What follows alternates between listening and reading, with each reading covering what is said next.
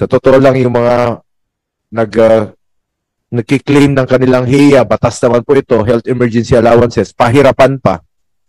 Pero pag ito pong mga flood control, ang bilis pong tumataas, nare-release po yung kanilang pondo. Kaya po I am against unprogram dahil unprogram appropriations dahil naabuso po talaga sa ngayon. Okay lang kung gagamitin sweldo sa mga kababayan natin, mga nasa gobyerno. Ito pong tulong, social services, pero naabuso eh. Nagiging pork barrel na po itong unprogram appropriations. Sana po matigil na po ito. At I am one with the committee chair, Senator Win, na kumari nga lang po, tanggalin na talaga. Maging zero na po itong unprogram appropriations. Dahil hindi po ito basta-bastang nasisilip ng mga kababayan natin. Masyadong naabuso, malawak po yung kanyang naging broad po ang paggamit ng unprogram appropriations. Pataas ng pataas eh, every year. Buti na lang po ngayon, bantayan natin at bumaba at huwag po gamitin sa infrastructure or sa flood controls. Salamat po, Senator Win. Mr. Chair. Thank you, Mr. Chairman, if I may po, Senator, verifying it. But for 2026 po, I'm just verifying the information. But wala pong unprogrammed appropriations ang DPWH. No, meron ba sa foreign assistance? I think foreign assisted. Except po for foreign assisted. Ito po ay yung loan proceeds. But this is really just budget cover, Mr. Chairman. Kasi loan proceeds po ito. Ibig sabihin, ito po pondong to ay manggagaling sa ating mga nagpapautang sa atin, no? Para sa iba't ibang proyekto ng DPWH. Pero yung pong pinakita ninyong mga local na infrastructure for 2026, wala po yan sa DPWH. For the record lang po, Mr. Chairman. Yeah. Go ahead, Senator Marcoleta. Secretary, yung tungkol dun sa program, ang sabi mo kanina, ang nagre-request lang ay yung secretary, sang-ayon sa feedback ng mga kasama mo. Siyang nag-request o pina-request sa kanya? Again po, hindi ko masasagot yan, Mr. Chairman. Kasi po, ganito ngayon po, 2026, pwede natin gawin pala na wala na yung program except yung mga foreign assisted projects. Kasi alam natin dyan, may feasibility study naman, nakasisiguro tayo dyan na talagang hindi talaga magkakaroon ng puwang yung mga kawatan dyan, sapagkat mahigpit din naman ang pagpapatupad dyan. Ano? Pero ba't natin nagawa na nawala yung program 2026? Bakit hindi natin nagawa 25, 24, 23, and even prior years? Again, pasensya na po, pero hindi ko po talaga masasagot yan. Hindi ko po pwedeng, I cannot speculate as to why those funds were appropriated under unprogrammed appropriations in the years 21, 22, 23, 24, etc. Tama kasi pero po ngayon, Chairman, wala naman kayong paggagamitin yan, wala kayong goal, wala kayong objectives, pero nire-request ng secretary, pero ako ang tingin ko, hindi siya mismong nag-request, merong nagpa-request sa kanya. Yan po ay mo si Yusek Adore, palagay ko masarap. Importante po matanong po siguro natin ang former Salamat, secretary Mr. Chair. tungkol dyan. Salamat po. Secretary, I'll jump to another topic before I recognize the others. And this is on the, kayo nag-BCDA kayo, di ba? In your experience, ang honest to goodness bidding, okay? Kung may laban-laban talaga, no, walang collusion, ano ang savings na makukuha ng gobyerno from the indicative price or ABC in this case? More or less lang, more or less. Honest to goodness na laban-laban na bidding. Sa aking pagkakaalala po, no, umaabot po ng definitely above 10, maybe sometimes even 15% ang nabababa, no?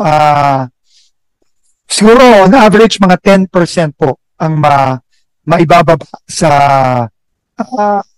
ABC o yung actual budget for the contract. Yes. No, kung ito po ay nabit no ng transparently. Yes, kung No? talagang may laban-laban, Opo. honest to goodness. Opo. Pero ang importante din po doon is kailangan maging wari din po tayo. Ito po ay sinabi sa akin ni Secretary Babe Singson, no, na nung kapanahunan din niya is DPWH meron ding merong ABC pero meron ding tawag doon yung floor. No, ibig sabihin may ceiling at may floor. Kasi hindi din po pwedeng kahit ano na lang kasi minsan po merong mga mananadya na para manalo lang talagang ibababa at magsasuffer naman po yung proyekto. Yun po ang kwento sa akin ni Secretary Babe Singson nung kami nag-usap. Pero sa BCDA po, 10%. I think 10% is reasonable across different agencies. Opo. Kung honest to goodness Opo. bidding Kasi hiningi namin sa DPWH yung bidding results ng top 15 contractors na pinangalanan ng ating Pangulo. At i-flash ko lang number 6. At nakita namin yung pagtitignan ninyo yung variance ABC to awarded cost. Diba? Napakalaki na kung 3%. No? Diba? Makikita nyo 2%, 1%, 3%. Swerte ka na, jackpot ka na kung 3%. Pero yung ABC to current cost, meaning may mga variance na yan, meron ng mga may mga yung work variance, nawawala na nga yung pagkatipid ng gobyerno Makikita natin 1%, 1.4%. So in other words, in my own analysis dito, walang bidding nangyayari. No? Talagang focus pagdating doon sa bidding dahil walang 10%. No? Hindi nakakatipid ng gobyerno. Pag ipapasok mo pa yung mga change order, aabot lang mga 1.3%. Iba 0. Pag titignan natin yung QM builders, 0.072% lang ang natipid ng gobyerno. No? So, I just want to point this out to you, Secretary, dahil isa sa mga reformang dapat natin gawin is yung bidding process. And alam ko ngayon naka-live stream na, pero kahit na live stream, kung pag-uusapan na sa labas ng live stream, wala rin No? I think we should go digitalization. Dapat internet-based na or nasa internet na yung bidding process. Laban-laban na lang sa internet. Parang parang kung andyan yung project, laban-laban na lang.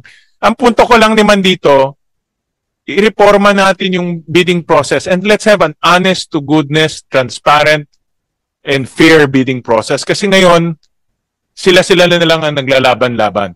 Mr. Chairman, no, very, very important po yung sinasabi nyo ngayon. No? In fact, ang una ko pong tinanong, dahil nung ako po bago bumalik sa gobyerno, ako po nasa private sector. At para sa akin po, nakita ko po mismo yung transparency at effectiveness nung bidding po sa Department of Energy. No, yung e-bidding, no, where ang mga meron pong mga, kunyari po, yung mga green energy auction, yan po ay nasa internet po yan at live. No, wala pong wala pong halos sa human intervention dyan. No? At yun nga po ang unang tinanong ko, meron bang sistema ang DPWH o ang DBM for e-bidding? Kasi para sa akin po, yun ang pinaka-epektibo. Dahil po pagka e-bidding, yan po wala na pong wala pong human intervention dyan. And apparently, meron po atang sistema, pero hindi pa lang po ata nagagamit. Tama po ba ako?